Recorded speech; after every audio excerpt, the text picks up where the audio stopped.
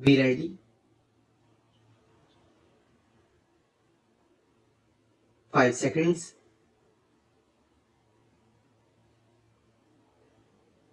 Start.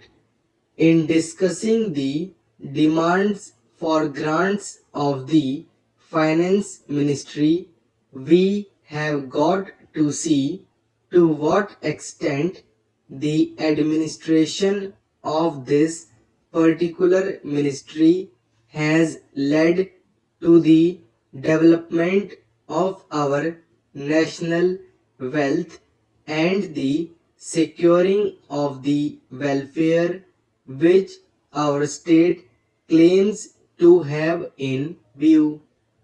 Madam, we must try to analyze very carefully the working of this particular ministry because it is not merely a department of the government so as to say, but it is the nerve center of the administration of the country.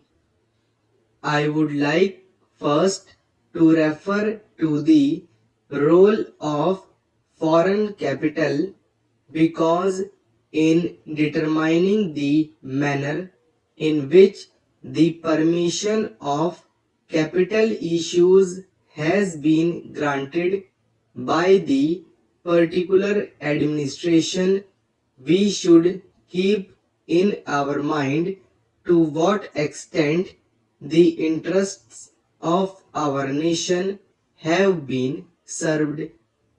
I fully endorse the statement which the previous speaker has made so far as repatriation of the investments made by foreigners and of profits are concerned.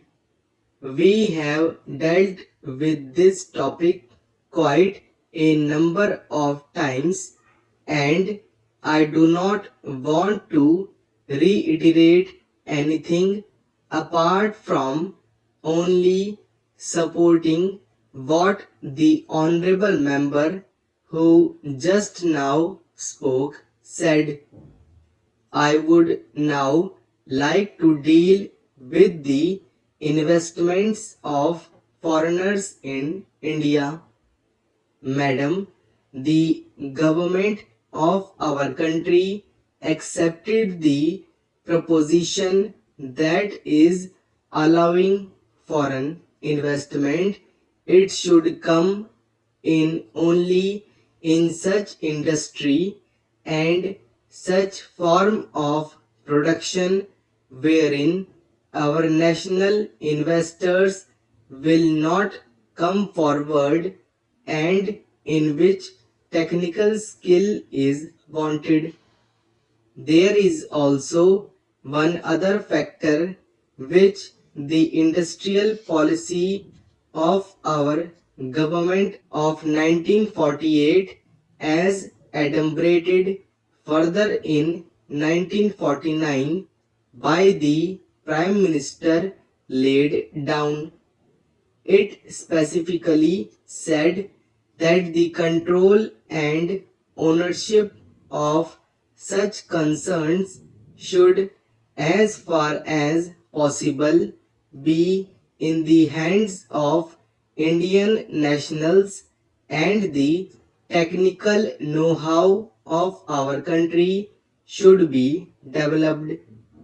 I would like to emphasize the figures that have been put forward for the last few years from 1997 till the end of 2012 or the early part of it has been reported that rupees 19,000 crores of foreign capital have been allowed to be invested in our country. Of that, practically more than rupees 6,000 crore have been allotted to be invested in managing agency and trading enterprises in our country. So far as the government policy is concerned, we find that a sum of rupees 4 crores has been allowed to be invested this year. We do not know how it is to be used up. We have been told that during the period of 2008 to 13, nearly rupees 35 crores have been allowed to be invested in textile machinery and generally in the textile industry. We have seen to what extent cotton and jute have been dominated by the national capital and to what extent they play the role as against the demand for them. We know further what the government is doing in regard to these industries and how the Indian counterpart in these industries are behaving. Then why this further penetration of foreign capital? Even in regard to the expansion scheme, we find that paints, soaps, electric fans, and machine tools are some of the industries where the government has allowed foreign interest to establish or expand their factories.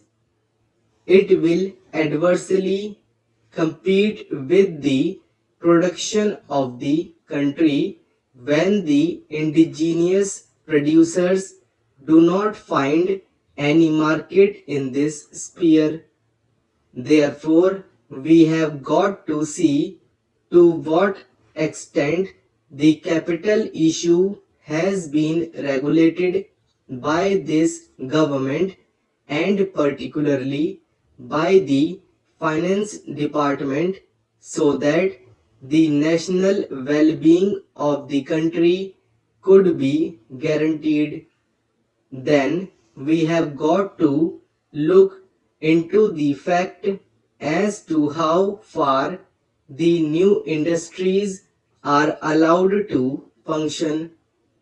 So far as the oil refineries are concerned, some of them have been established and some more are going to be established very soon. In the control of the administration, the Indians have no share. There are only preference shareholders and they have no voice in the management. So far as the administrative aspect in this industry is concerned, the most important part of it is the technical know-how. They do not guarantee that they will train the Indians. That means they say even after 20 years we will have to face the problem of the know-how in respect of the oil refineries.